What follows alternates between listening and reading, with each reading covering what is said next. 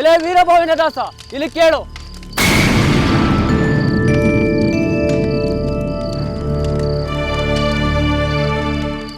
ರಾಜಾಜ್ಞೆಯಂತೆ ನೀನು ಅಪರಾಧಿಯಾದ ಈ ಸ್ತ್ರೀಯ ಶಿರಚ್ಛೇದನ ಮಾಡಬೇಕು.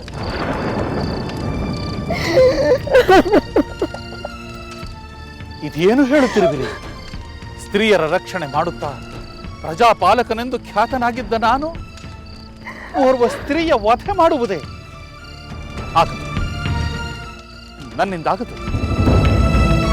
ಇಷ್ಟಕ್ಕೂ ಈಕೆ ಅಂಥ ಅಪರಾಧವನ್ನಾದರೂ ಏನು ಮಾಡಿದ್ದಾಳೆ?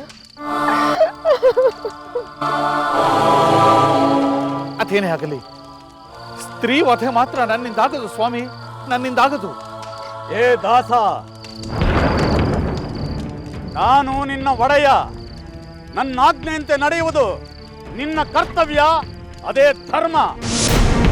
ನಾನು ತಮ್ಮ ದಾಸನೆಂಬುದು ನಿಜ. ಉಚ್ಚ ನೀಚವೆನ್ನದೆ ತಾವು ವಿಧಿಸಿದ ಎಲ್ಲ ಕಾರ್ಯಗಳನ್ನು ಪರಮನಿಷ್ಠೆಯಿಂದ ನಾನು ಮಾಡಿದ್ದೇನೆ. ಆದರೆ ದಯಮಾಡಿ ಸ್ತ್ರೀ ವಧೆ ಮಾಡಬೇಕು ಎನ್ನುವಂತಹ ಆದೇಶವನ್ನು ನನಗೆ ನೀಡಬೇಡಿ. ಏ ದಾಸ,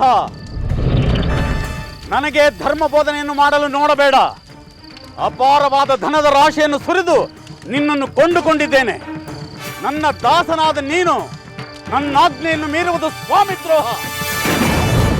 ನೀನು ನನ್ನ ಆಜ್ಞೆಯಂತೆ ಈ ಶಿಶು ಹಂತಿಕೆಯ ಕೊರಳನ್ನು ಕತ್ತರಿಸಲೇಬೇಕು. ತೆಗೆದುಕೋ, ತೆಗೆದುಕೋ.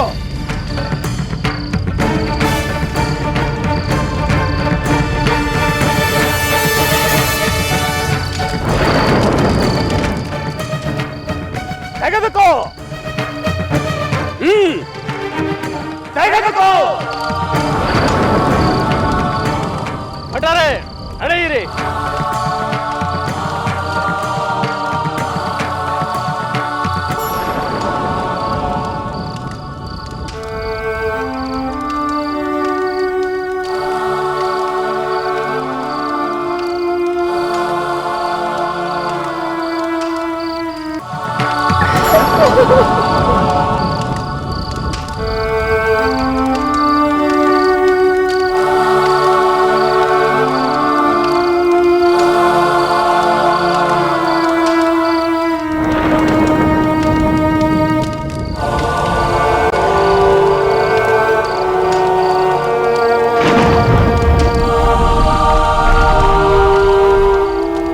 ಶಿಶು ಹತ್ಯೆಯಂತಹ ನೀಚ ಪಾತಕ ಕೃತ್ಯವನ್ನು ನೀನೇಕೆ ಮಾಡಿದೆಯಮ್ಮ?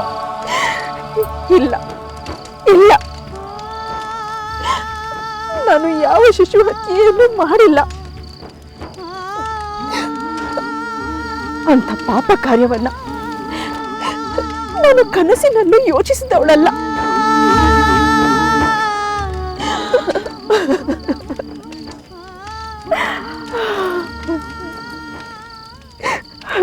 ಇವನು ನನ್ನ ಪುತ್ರನೇ.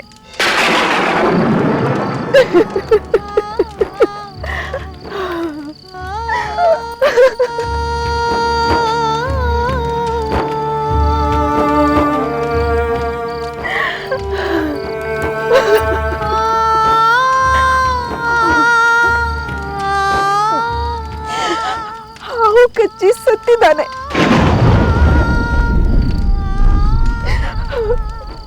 ಶವ ಸಂಸ್ಕಾರ ಮಾಡಲು ಇಲ್ಲಿಗೆ ತಂದರೆ ನನ್ನನ್ನೇ ಹಂತಕ್ಕೆ ಎಂದು ಹಿಡಿದೊಯ್ದರು.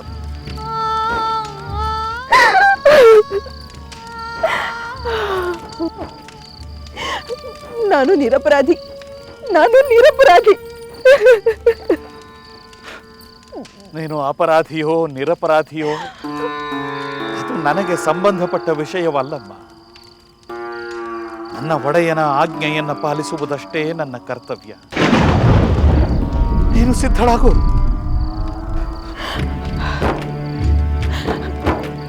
ಅಯ್ಯ, ಸ್ವಲ್ಪ ಕನಿಕರ ತೋರು ಮಹಾತ್ಮ. ನಿನ್ನ ಕರ್ತವ್ಯ ಪಾಲನೆಗೆ ನಾನು ಅಡ್ಡಿಪಡಿಸುವುದಿಲ್ಲ. ಆದರೆ ಅದಕ್ಕೆ ಮೊದಲು ಈ ನನ್ನ ಕಂದನ ಶವ ಸಂಸ್ಕಾರಕ್ಕೆ ಅನುವು ಮಾಡಿಕೊಡುವಯ್ಯ. ದಯವಿಟ್ಟು ದಯ ತೋರು.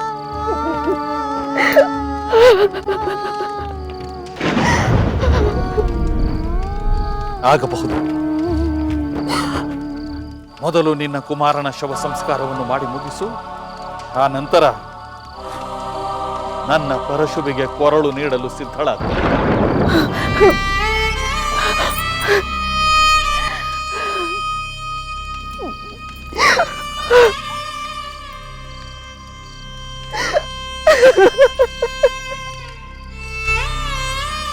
ಅಯ್ಯ, ನಿನ್ನ ಈ ಔದಾರ್ಯಕ್ಕೆ ವಂದನೆಗಳು ಮಹಾತ್ಮ.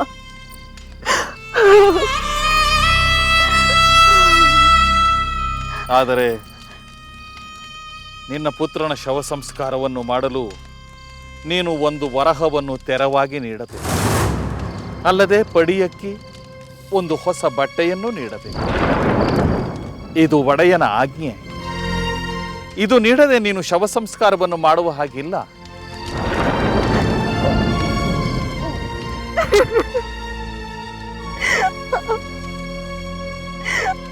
ಅಯ್ಯೋ, ನನ್ನ ಬಳಿ ಒಂದು ಕವಡೆಯೂ ಇಲ್ಲವೇ?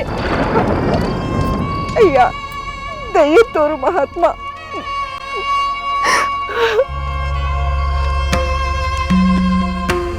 ನನ್ನ ಪಾಲಿನ ಪಡಿಯಕ್ಕಿ ಹಾಗೂ ಹೊಸ ಬಟ್ಟೆಯನ್ನು ಬೇಕಾದರೆ ನಾನು ಬಿಟ್ಟು ಬಿಡುತ್ತೇನೆ. ಆದರೆ ನೀನು ಒಂದು ವರಹವನ್ನು ನೀಡಲೇಬೇಕು ತಾಯಿ. ಅದು ಒಡೆಯನಿಗೆ ನೀಡಲೇಬೇಕಾದ ತೆರ. ಅದಿಲ್ಲದೆ ಶವ ಸಂಸ್ಕಾರ ಮಾಡುವ ಹಾಗಿಲ್ಲ.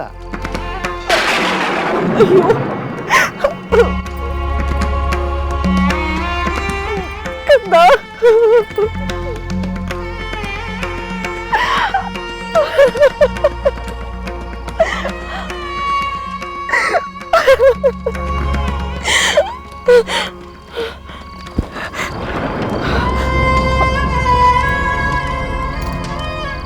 ಅಯ್ಯ ಪುಣ್ಯಾತ್ಮ, ಈಗ ಮೊದಲು ನನ್ನ ಕಂದನ ಶವ ಸಂಸ್ಕಾರಕ್ಕೆ ಅವಕಾಶ ಕೊಡು. ಆಮೇಲೆ ನನ್ನ ಶಿರಚ್ಛೇದನವನ್ನು ಮಾಡು. ಆನಂತರ ನನ್ನ ಕೊರಳಲ್ಲಿರೋ ಈ ತಾಳಿಯನ್ನ ನಿನ್ನ ಬಡೆಯ ತೆರಕ್ಕೆ ತೆಗೆದುಕೋ.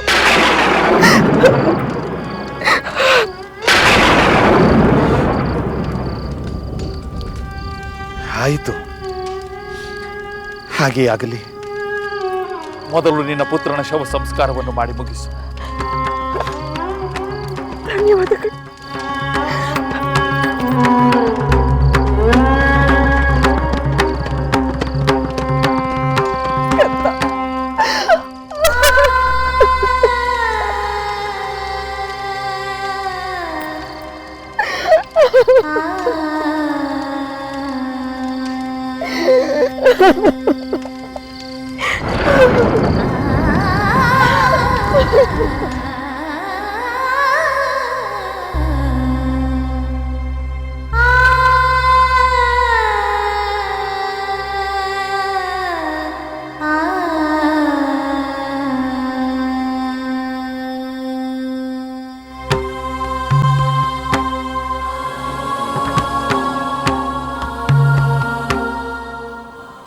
ಸತ್ತಿರವನು ತನ್ನ ಪ್ರೀತಿಯ ಪುತ್ರನೇ.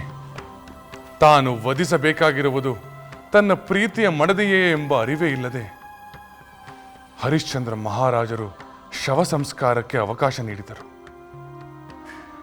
ಆದರೆ ಪುತ್ರ ಶೋಕದಿಂದ ತತ್ತರಿಸಿ ಹೋದ ಚಂದ್ರಮತಿ ದೇವಿಯ ಪ್ರಲಾಪವನ್ನು ನೆನೆದುಕೊಂಡರೆ ಕರಳು ಕತ್ತರಿಸಿದಂತಾಗುತ್ತದೆ.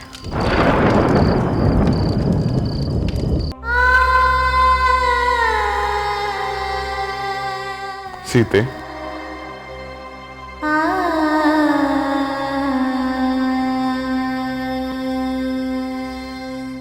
ನೀನು ಇನ್ನೂ ಹರಿಶ್ಚಂದ್ರ ಮಹಾರಾಜರ ಕಥೆಯ ಗುಂಗಿನಲ್ಲಿ ಇರುವಂತೆ ಕಾಣುತ್ತಿದೆ. ಹೌದು ಸ್ವಾಮಿ. ಅದನ್ನು ಮರೆಯುವುದೇ ಸಾಧ್ಯವಾಗುತ್ತಿಲ್ಲ. ಒಂದು ಕಡೆ ಪುತ್ರ ಶೋಕ, ಇನ್ನೊಂದು ಕಡೆ ನಿರಪರಾಧಿಯಾದ ಪತ್ನಿಯನ್ನು ತಾನೇ ತನ್ನ ಕೈಯಾರೆ ಕೊಲ್ಲುವಂತಹ ಸ್ಥಿತಿ. ಹರಿಶ್ಚಂದ್ರ ಮಹಾರಾಜರಿಗೆ ಎಂಥ ಸಂಕಟದ ಪರಿಸ್ಥಿತಿ.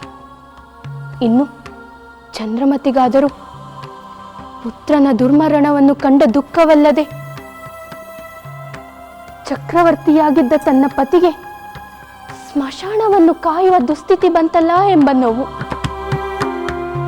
ಇನ್ನು ಕೆಲವೇ ಕ್ಷಣಗಳಲ್ಲಿ ಪತಿ ಪತ್ನಿಯರು ಶಾಶ್ವತವಾಗಿ ದೂರವಾಗುವ ಸಂದರ್ಭ. ಇದನ್ನು ನೆನೆದುಕೊಂಡರೆ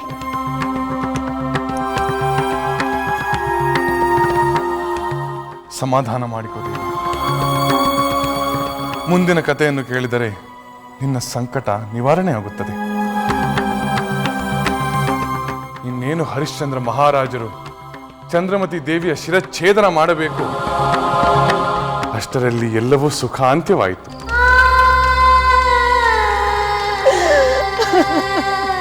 ಅಯ್ಯೋ ದುರ್ವಿಧಿಯೇ, ಎಂಥ ನಿರ್ದಯಿ ನೀನು. ದಾಸದಾಸಿಯರಿಂದ ಸೇವೆ ಪಡೆದ ರಾಜಕುಮಾರ, ದಾಸದಾಸಿಯರಿಂದ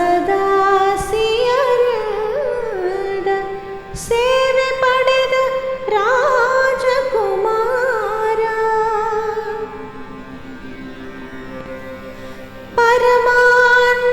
ಪರಮಾನ್ನವನುಂಡು ಬೆಳೆದ ಏನಿತು ಸುಂದರ, ಏನಿತು ಸುಂದರ. ಬಂದ ಕಷ್ಟಗಳಿಗೆ ಅಂಜಲಿಲ್ಲ. ಪತಿಯಿಂದ ದೂರವಾದೆ ಎಂದು ನಾನು ಅಳುಕಲಿಲ್ಲ. ಈ ನನ್ನ ಕಂದನಾದರೂ ನನ್ನ ಜೊತೆಯೇ ಇದ್ದಾನೆ ಎಂದು ನಾನು ಸಮಾಧಾನ ಪಟ್ಟುಕೊಳ್ಳುತ್ತಿದ್ದೆ. ಕಂದ, ನೀನು ನನ್ನನ್ನು ಒಂಟಿಯಾಗಿ ಬಿಟ್ಟು ಹೊರಟು ಹೋದೆಯಾ?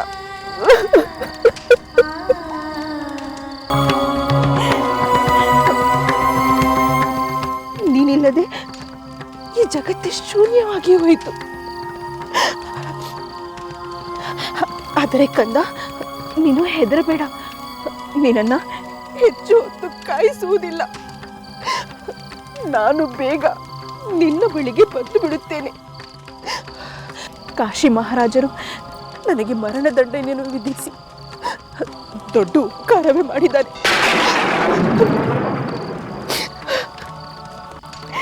ಆದರೆ ಕಂದ, ಲೋಹಿತಾಶ್ವ, ಮಹಾತ್ಮರಾದ ಹರಿಶ್ಚಂದ್ರ ಮಹಾರಾಜರ ಪುತ್ರವಾಗಿ ಅಯೋಧ್ಯೆಯ ರಾಜಕುಮಾರನಾಗಿ ಹೆತ್ತ ತಾಯಿಯ ಕೈಯಿಂದಲೇ ಸಂಸ್ಕಾರ ಮಾಡಿಸಿಕೊಳ್ಳುವಂತಹ ಸ್ಥಿತಿ ನಿನಗೆ ಬಂದು ಬಿಟ್ಟಿದ್ದೆ. ಅಯ್ಯೋ,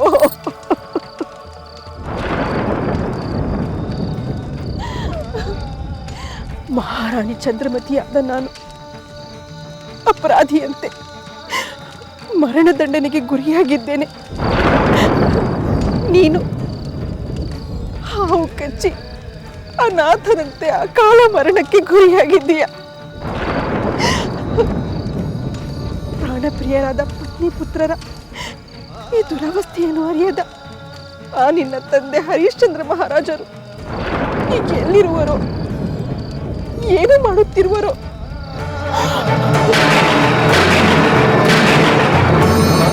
ಕಂದ, ನಿನ್ನ ಸಂಸ್ಕಾರವಾದ ಮರುಕ್ಷಣವೇ ನನ್ನ ವಧೆಯೂ ಆಗಿ ಹೋಗುತ್ತದೆ. ಈ ವಾರ್ತೆಯನ್ನು ಅವರಿಗೆ ಯಾರು ತಿಳಿಸುತ್ತಾರೆ? ಅಯ್ಯೋ, ಇದೇನಾಗಿ ಹೋಯಿತು ಕಂದ?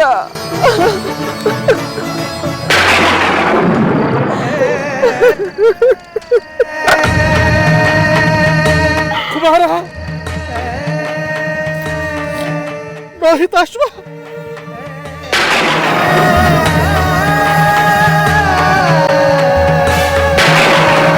ದೇವಿ, ಚಂದ್ರಮತಿ,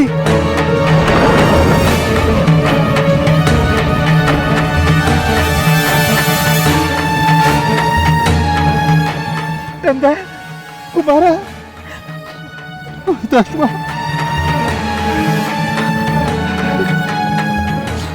ನಿನ್ನನ್ನು ಈ ಸ್ಥಿತಿಯಲ್ಲಿ ನೋಡುವಂತೆ ಮಾಡಿದನೆ ಆ ದುರ್ವಿಧಿ. ಇಂದಲ್ಲ ನಾಳೆ ನನ್ನ ಪ್ರಾರಬ್ಧ ಕರ್ಮಗಳೆಲ್ಲ ಕಳೆದು ಅಯೋಧ್ಯೆಯ ಸಿಂಹಾಸನದಲ್ಲಿ ನೀನು ವಿರಾಜಮಾನನಾಗುವೆ ಎಂದು ಭಾವಿಸಿದ್ದರೆ ಈಗ ಈ ಸುಡುಗಾಡಿನಲ್ಲಿ ಶವವಾಗಿ ಬಿದ್ದಿರುವೆ ಎಂದು. ಸ್ವಾಮಿ ಸ್ವಾಮಿ ನೀನಾ? ನೀನು ಈ ಸ್ಮಶಾನದಲ್ಲಿ? ಸ್ವಾಮಿ. ಹೌದು ದೇವಿ, ನಾನೇ ನಿನ್ನ ಪತಿ, ಈ ಕಂದನ ತಂದೆ, ಅಯೋಧ್ಯೆಯ ಮಹಾರಾಜ. ವಿಶ್ವಾಮಿತ್ರ ಮುನಿಗಳಿಗೆ ಕೊಡಬೇಕಾದ ದಕ್ಷಿಣೆಯ ಧನಕ್ಕಾಗಿ ಈ ಸ್ಮಶಾನದೊಡೆಯ ವೀರಬಾಹುವಿಗೆ ನನ್ನನ್ನು ನಾನೇ ಮಾರಿಕೊಂಡು ದಾಸನಾಗಿರುವೆ. ಅಯ್ಯೋ ಸ್ವಾಮಿ, ಏನಿದು ಸ್ವಾಮಿ, ಇದೇನಿದು ಪರೀಕ್ಷೆ? ಅಯ್ಯೋ, ಚಕ್ರವರ್ತಿಯಾಗಿ ವಿಶಾಲ ಸಾಮ್ರಾಜ್ಯವನ್ನೇ ಆಳುತ್ತಿದ್ದ ನೀವು ಈಗ ಈ ಸ್ಮಶಾನದಲ್ಲಿ ಹೆಣಗಳನ್ನು ಸುಡುವ ಕಾಯಕವನ್ನು ಮಾಡುವಂತಾಯಿತೆ. ಅಯ್ಯೋ ಸ್ವಾಮಿ. ದೇವಿ, ಸತ್ಯಕ್ಕಾಗಿ ಇಂತಹ 1000 ಕಷ್ಟಗಳು ಬಂದರೂ ನಾನು ಹೆದರುವುದಿಲ್ಲ. ಆದರೆ ಯುವರಾಜ್ಯಾಭಿಷೇಕ ಮಾಡಬೇಕಾಗಿದ್ದ ಈ ನನ್ನ ಕಂದನಿಗೆ ನಾನೇ ನನ್ನ ಕೈಯಾರೆ ಹೇಗೆ ಸಂಸ್ಕಾರವನ್ನು ಮಾಡಲಿ ದೇವಿ? ಹೇಗೆ ಸಂಸ್ಕಾರವನ್ನು ಮಾಡಲಿ?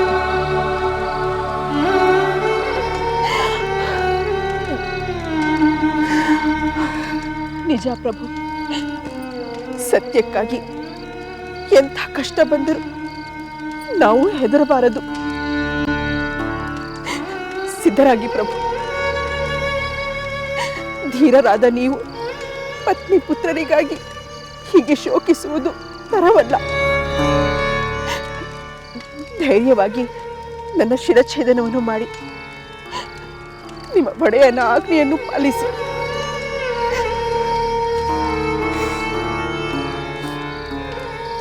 ಹೆತ್ತ ಮಗನ ಸಂಸ್ಕಾರ, ಪ್ರಿಯ ಪತ್ನಿಯ ವಧೆ, ಎರಡೂ ಸಹಿಸಲಾರದ ಸಂಕಟದ ಕಾರ್ಯಗಳು.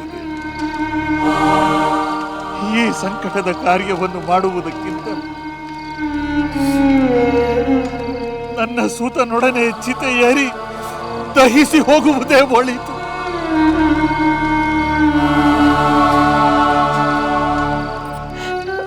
ಪ್ರಭು, ಸ್ವಲ್ಪ ಯೋಚಿಸಿ.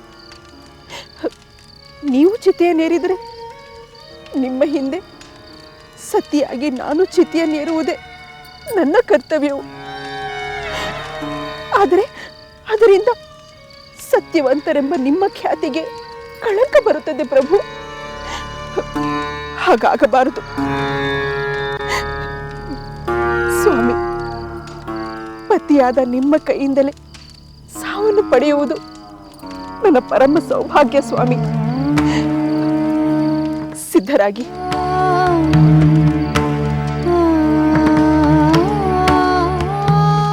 ನಿಮ್ಮ ಕರ್ತವ್ಯ ಪಾಲನೆಯನ್ನು ಮಾಡಿ ನನ್ನ ಶಿರಚ್ಛೇದನವನ್ನು ಮಾಡಿ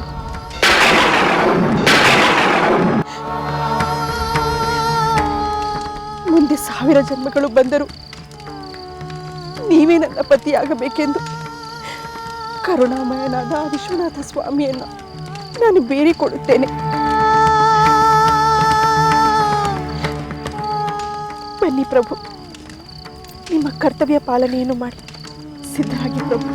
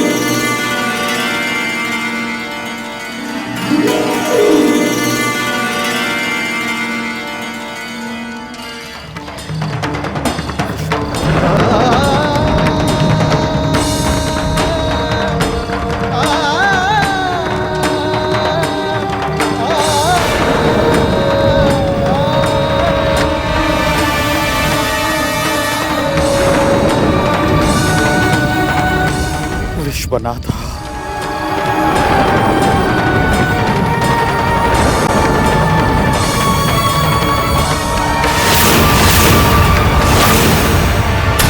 ನಿಲ್ಲು ಹರಿಶ್ಚಂದ್ರ.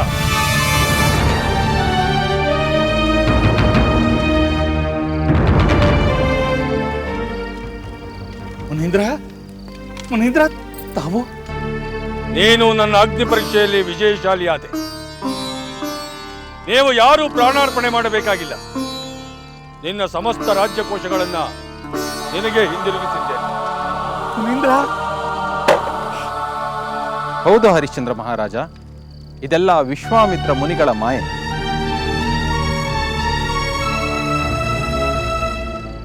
ನಿನ್ನ ಪತ್ನಿ ಪುತ್ರರನ್ನು ಕೊಂಡುಕೊಂಡಿದ್ದು ನಾನೇ. ಇಷ್ಟಕ್ಕೂ ನಾನು ಆರಂದುಕೊಂಡೆಯಾ? ಶಂಕರ, ವಿಶ್ವನಾಥ, ಅಲ್ಲಿ ನೋಡು ಲೋಹಿತಾಶ್ವ.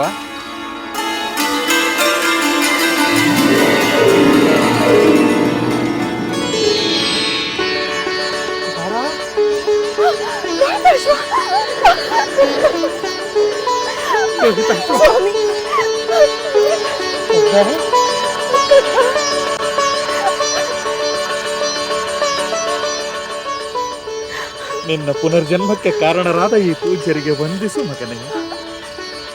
ನಮೋ ನಮಃ, ನಮೋ ನಮಃ. ಹಾಗೆ ನಿನ್ನ ಪತ್ನಿ ಪತಿವ್ರತಾ ಶಿರೋಮಣಿ ಚಂದ್ರಮತಿ ದೇವಿಯ ಮೇಲೆ ಬಂದ ಆರೋಪವು ಮಾಯೆಯೇ. ಇನ್ನು ಶಿರಚ್ಛೇದನದ ಶಿಕ್ಷೆಯೇ ಮಾತೆಲ್ಲಿ. ನಿನ್ನ ಪತ್ನಿ ಪುತ್ರರೊಂದಿಗೆ ನನ್ನ ಸ್ವರ್ಗಕ್ಕೆ ಆಗಮಿಸಿ ಅಲ್ಲಿಯ ಭೋಗ ಭಾಗ್ಯಗಳನ್ನು ಅನುಭವಿಸು. ದೇವೇಂದ್ರ, ತಮ್ಮ ಆಹ್ವಾನಕ್ಕೆ ಅನಂತ ವಂದನೆಗಳು. ಆದರೆ ಅದು ಸಾಧ್ಯವಾಗದ ಮಾತು ಸ್ವಾಮಿ. ನಾನು ನನ್ನ ಸ್ವಾಮಿ ವೀರಬಾಹುವಿನ ದಾಸ. ಆತ ಅಪಾರ ಧನವನ್ನು ಕೊಟ್ಟು ನನ್ನನ್ನು ಕೊಂಡುಕೊಂಡಿದ್ದಾನೆ. ಆತನ ಅನುಮತಿ ಇಲ್ಲದೆ ನಾನು ಇಲ್ಲಿಂದ ಕದಲಲಾರೆ. ಭಲೆ ಭಲೆ ಹರಿಶ್ಚಂದ್ರ, ನಿನ್ನ ಧರ್ಮಶ್ರದ್ಧೆ ಅನುಪಮ. ದೇವೇಂದ್ರನೇ ನಿನ್ನನ್ನು ಸ್ವರ್ಗಕ್ಕೆ ಆಹ್ವಾನಿಸುತ್ತಿರುವಾಗ ಒಡೆಯನ ಸೇವೆಯನ್ನು ತಪ್ಪುವುದಿಲ್ಲವೆಂದು ಹೇಳುತ್ತಿರುವ ನಿನ್ನ ಸ್ವಾಮಿನಿಷ್ಠೆ ಧರ್ಮನಿಷ್ಠೆಗೆ ಯಾವುದು ತಾನೇ ಸಾಟಿಯಾದಿ? ಅಯ್ಯ ಹರಿಶ್ಚಂದ್ರ, ನಿನ್ನ ಒಡೆಯನಾಗಿ ಸ್ಮಶಾನಕ್ಕೆ ಅಧಿಪತಿಯಾದ ಈ ವೀರಬಾಹುವನ್ನು ಯಾರೆಂದು ತಿಳಿದಿರುವೆ? ಇದು ನಾನೇ ಯಮಧರ್ಮ. ಇದು ನಾನೇ ಯಮಧರ್ಮ. ಯಮಧರ್ಮರಾಯ, ನಮೋ ನಮಃ, ನಮೋ ನಮಃ.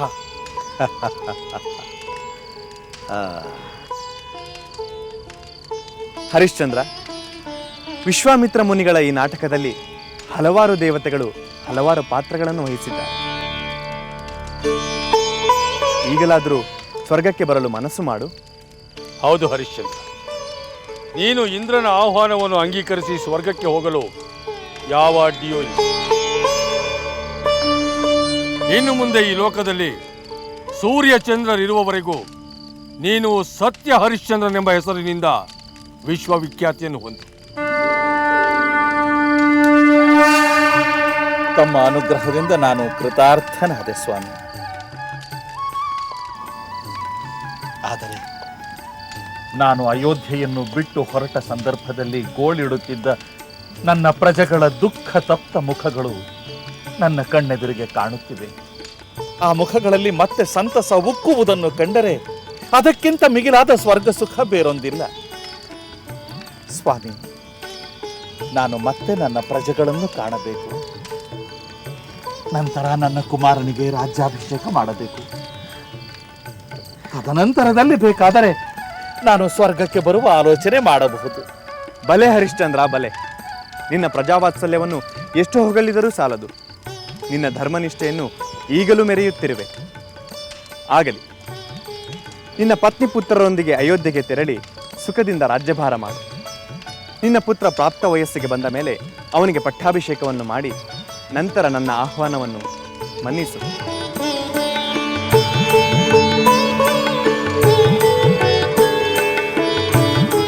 ಧನ್ಯೋಸ್ಮಿ ದೇವ. ನಿಮಗೆ ಮಂಗಳವಾಗಲಿ. ನಿಮಗೆ ಮಂಗಳವಾಗಲಿ. ನಿನಗೆ ಮಂಗಳವಾಗಲಿ. ಧನ್ಯೋಸ್ಮಿ.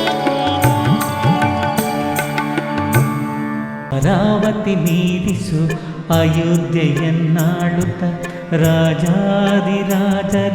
ಗುಣಗಾನವ ಕೇಳುತ್ತ. ಅಮರಾವತಿ ಮೀರಿಸು ಅಯೋಧ್ಯೆಯನ್ನಾಳುತ್ತ. ಸತ್ಯಶೀಲ ಭೋಗ ಭಾಗ್ಯ ಕೀರ್ತಿಯಿಂದ ಮೆರೆಯುತ್ತ. ಹರಿಶ್ಚಂದ್ರ ದೊರೆಯ ಹಿರಿಮೆ ಎನಿತು ಸುಂದರ, ಎನಿತು ಸುಂದರ, ಎನಿತು ಸುಂದರ.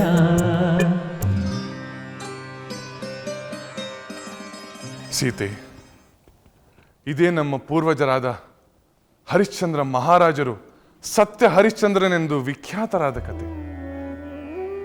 ಸತ್ಯವಾಕ್ಯ ಪಾಲನೆಗಾಗಿ ಹಲವಾರು ಕಷ್ಟಗಳನ್ನು ಅನುಭವಿಸಿ ಗೆದ್ದ ರೀತಿ. ದೇವಿ, ಇಷ್ಟು ಕಾಲ ಹರಿಶ್ಚಂದ್ರ ಮಹಾರಾಜರ ಕಥೆಯನ್ನು ಕೇಳುತ್ತಿರುವಾಗ ನಿನ್ನ ಮುಖದಲ್ಲಿ ದುಗುಡ ದುಮ್ಮಾನಗಳು ಇರುತ್ತಿದ್ದವು. ಆದರೆ ಈಗ ತೃಪ್ತಿ ಸಮಾಧಾನಗಳು ಕಾಣುತ್ತಿವೆ.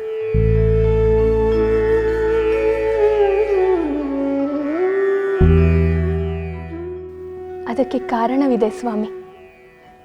ಹರಿಶ್ಚಂದ್ರ ಮತ್ತು ಚಂದ್ರಮತಿಯ ಕರಳು ಕತ್ತರಿಸುವ ಕಷ್ಟಗಳನ್ನು ಕೇಳುತ್ತಾ ಸಂಕಟವಾಗುತ್ತಿತ್ತು.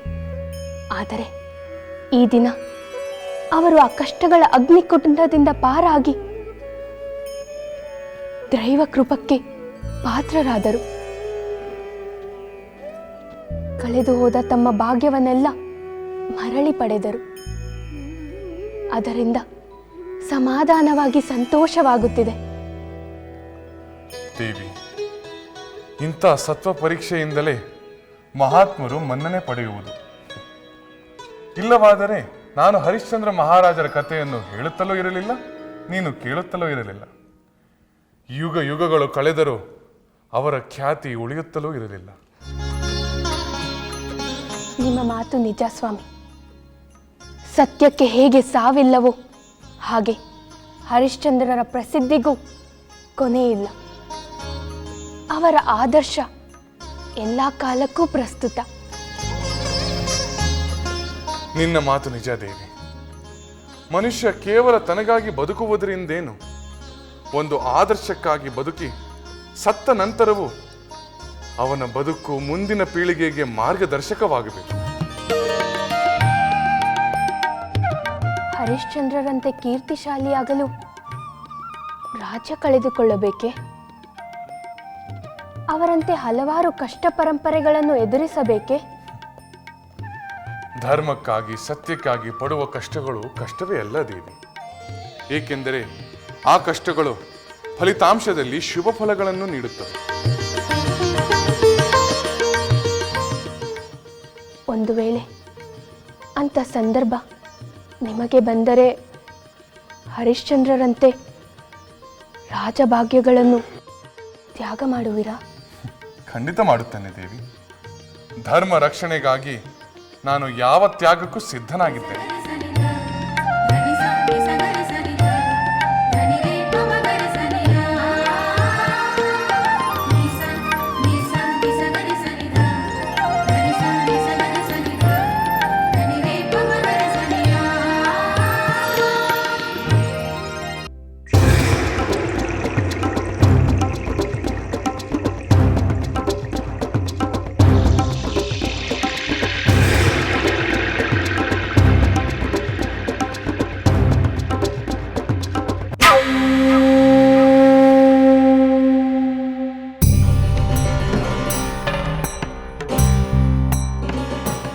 ನನ್ನ ಪ್ರೀತಿಯ ಕಿರಿಯ ರಾಣಿ ಹಿರಿಯ ರಾಣಿ ಆಗುವ ದಿನ ದೂರವಿಲ್ಲ.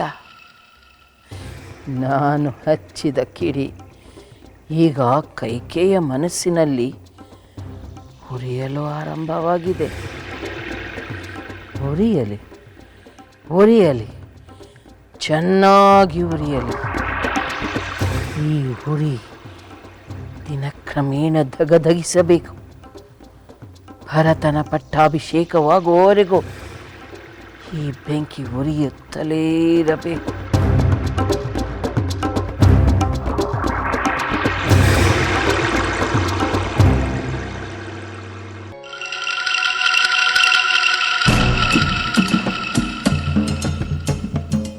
ಮಹಾರಾಣಿ, ಮಂಥರೆ, ಎಲ್ಲಿಗೆ ಹೋಗಿದ್ದೆ?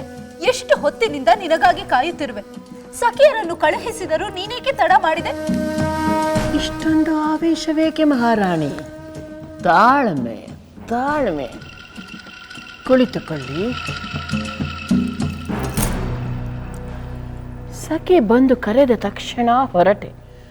ಆದರೆ ನೆನಪಾಗಿ ನಿಮ್ಮ ಒಳಿತಿಗಾಗಿ ಭರತನಿಗೆ ಬೇಗ ಪಟ್ಟಾಭಿಷೇಕವಾಗಲಿ ಎಂದು ದೇವರಲ್ಲಿ ಪ್ರಾರ್ಥಿಸಿ ಬರುವಷ್ಟರಲ್ಲಿ ಇಷ್ಟು ತಡವಾಯಿತು ಅಷ್ಟೇ. ಮಂಥರೆ, ಹಲವು ಪ್ರಶ್ನೆಗಳಿಂದ ನನ್ನ ಮನಸ್ಸಿಗೆ ಘಾಸಿಯಾಗಿದೆ. ಅದಕ್ಕೆ ಉತ್ತರ ಬೇಕು. ಅಶಾಂತಿಯಿಂದ ತಲ್ಲಣಿಸುತ್ತಿರುವ ನನಗೆ ನೀನೇ ಸಮಾಧಾನ ಹೇಳಬೇಕು ಮಂಥರೆ. ಮಹಾರಾಣಿ, ಇಷ್ಟೊಂದು ಆವೇಶ ಒಳ್ಳೆಯದಲ್ಲ. ನಾನಿರುವುದು ಏತಕ್ಕೆ? ನಿಮ್ಮ ಎಲ್ಲ ಪ್ರಶ್ನೆಗಳಿಗೂ ಶಾಂತಿ ದೊರಕಿಸಿಕೊಡುವುದೇ ನನ್ನ ಗುರಿ. ನಾನು ಜೀವಂತ ಇರುವವರೆಗೂ ನೀವು ಯಾವುದಕ್ಕೂ ಚಿಂತಿಸಬೇಕಾಗಿಲ್ಲ. ಹೇಳಿ, ನಿಮ್ಮನ್ನು ಕಾಡುತ್ತಿರುವ ಪ್ರಶ್ನೆ ಯಾವುದು? ಮಂಥರೆ, ನನ್ನ ಪುತ್ರ ಭರತನಿಗೆ ಯುವರಾಜ ಪಟ್ಟಾಭಿಷೇಕವಾಗಬೇಕು. ಮುಂದಿನ ಮಹಾರಾಜ ನನ್ನ ಪುತ್ರ ಭರತನೇ ಆಗಬೇಕೆಂಬ ನಿನ್ನ ಕನಸು, ನನ್ನ ಆಸೆ. ಮಹಾರಾಣಿ, ಅದು ಬರೀ ಕನಸಲ್ಲ, ನನಸಾಗುವ ಕನಸು. ಆದರದು ಧರ್ಮ ಸಮ್ಮತವಲ್ಲವೆಂದು ಹೇಳುತ್ತಾರಲ್ಲ. ಧರ್ಮ? ಯಾವುದು ಧರ್ಮ? ಯಾರ ಸಮ್ಮತಿ? ಅವರಿಗೆ ಬೇಡವೆನ್ನಲು ಒಂದು ಧರ್ಮ, ನಮಗೆ ಬೇಕೆನ್ನಲು ಒಂದು ಧರ್ಮ. ಹಾಗಲ್ಲ ಮಂಥರೆ, ಇದಕ್ಕೆ ಮಹಾರಾಜರು ಒಪ್ಪಿಗೆ ಕೊಟ್ಟರು. ಮಂತ್ರಿಗಳು, ಸೇನಾಧಿಪತಿಗಳು, ರಾಜ ಪುರೋಹಿತರು, ಗಣ್ಯರು, ಪ್ರಜೆಗಳು ಇವರೆಲ್ಲರೂ ಇದಕ್ಕೆ ವಿರೋಧಿಸಿದರೆ ಏನು ಮಾಡುವುದು? ಇವರೆಲ್ಲ ಏಕೆ ವಿರೋಧಿಸುತ್ತಾರೆ? ಮಂಥರೆ, ಎಲ್ಲರೂ ಬಲ್ಲಂತೆ ರಾಮ ತಾನೇ ಜ್ಯೇಷ್ಠ ಪುತ್ರ. ತಂದೆಯ ನಂತರ ಹಿರಿಯ ಪುತ್ರ ಸಿಂಹಾಸನದ ಉತ್ತರಾಧಿಕಾರಿಯಾಗಬೇಕೆಂಬುದು ಎಲ್ಲರ ನಂಬಿಕೆ. ನಾನು ಕಂಡಂತೆ ಸಾಮಾನ್ಯವಾಗಿ ಇದೇ ಸಂಪ್ರದಾಯ ನಡೆದು ಬಂದಿದೆ. ಮಹಾರಾಣಿ, ಕಿರಿಯ ಪುತ್ರನಿಗೆ ಪಟ್ಟ ಕಟ್ಟಿ ನಾವೇ ಹೊಸ ಸಂಪ್ರದಾಯವನ್ನು ಆರಂಭಿಸೋಣ. ಮನುಷ್ಯರು ಮಾಡಿದ ಸಂಪ್ರದಾಯವನ್ನು ಮನುಷ್ಯರೇ ಮುರಿದರೆ ತಪ್ಪೇನು ಮಹಾರಾಣಿ? ಆದರದು ನೀನು ಮಾತನಾಡುವಷ್ಟು ಸುಲಭವೇ?